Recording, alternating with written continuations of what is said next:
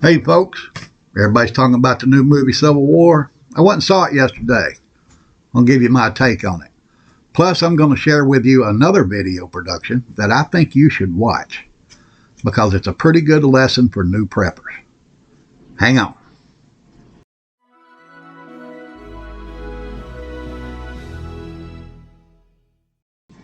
Orlando Prepper coming at you again. Hope you have a wonderful day. Like I said in the opening, me and Lady Prepper went and saw the movie Civil War yesterday. And I'm honest with you, all the bad reviews I saw on this movie, I expected a lot less than what was there. I've seen a lot of prepper channels talk bad about this movie. People have different tastes. I understand that.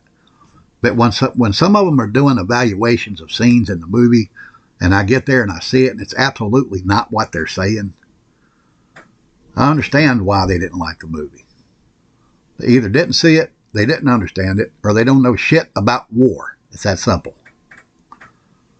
But the movie itself is not about war. It's about the effects of a civil war.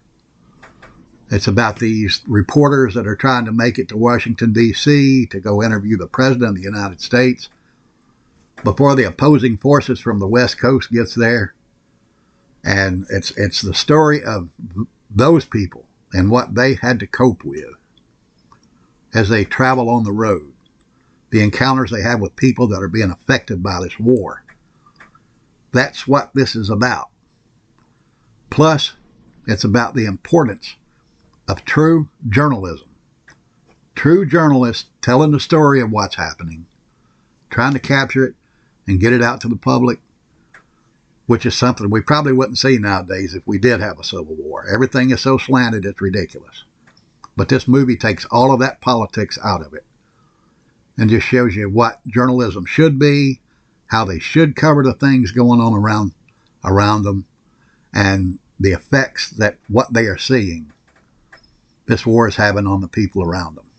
There's one very powerful scene in this movie that a lot of people probably overlooked.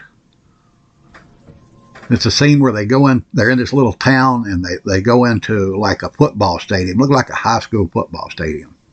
And there's a group of people there camped out, just trying to, get through all of this mess. And during that scene, they show how people are, even in the middle of all of this strife, they're trying to do the right thing and trying to survive. They're doing simple things like they got, adults teaching children things. They've got people reading books. People, of course, around the campfires having good times. But one powerful thing in that scene was the way the children were acting. They were playing. They were still being children.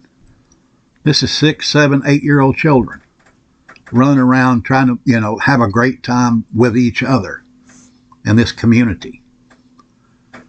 And that's something we should always try to, grasp onto if this ever does happen here. But the movie itself, it was very entertaining. Top quality production, great cast. The actual, videography of the movie is fantastic. It's realistic. The battle scene, it's realistic, and the effects this thing has on people. It's kind of gruesome at some points, but when you've been in a position like me and you've seen these things, you've seen people do these things to each other, it's possible. Some of the problems that some of the other prepper channels have with it, I recall one saying, well, the helicopters were shooting laser beams, and obviously that person knows nothing about war. The helicopters are shooting tracer rounds. Been there, done that, seen it. So I know that was realistic. A couple of other things here and there that these other channels picked on that were just obviously wrong. No wonder they didn't like the movie. But if you go in expecting entertainment, you'll get it. If you want reality, you'll get it. It's not political. It's not a big war movie. That's not what it's about. It's about the effects of war on people. It is worth a watch. If you don't want to go to the theaters and see it, a lot of people don't anymore. But when it comes out streaming take the time to watch it. You'll enjoy it. Just watch it with an open mind. But that's enough of that. Let me go on to one more thing that I really think you need to be watching if you're not familiar with it.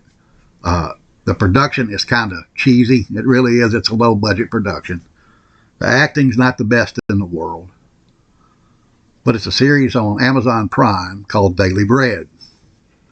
It's about a group of women trying to survive after a grid down situation, and the steps they take, the way they realize the world has changed, and the things they do to try to survive. Honestly, if somebody was new to prepping, they could sit down and watch this series and take notes and do exactly what these people are doing. And it would be a tremendous benefit to them. But, like I said, it's a low-budget production. Don't expect the best if you watch it. Just watch it and take in what they're doing to survive. There are great lessons there. And, you know, I think I'm 6 or 7 episodes in. I'm going to watch the rest of it. Even as cheesy as it is, I'm enjoying it. And like I said, it's a good lesson plan. So, give those 2 a look. You'll enjoy them. I think you will. I did. And with that, I want to say stay strong, keep prepping, and pray for the United States. We sure don't want to get in a civil war, folks. With that, the Orlando Prepper is out.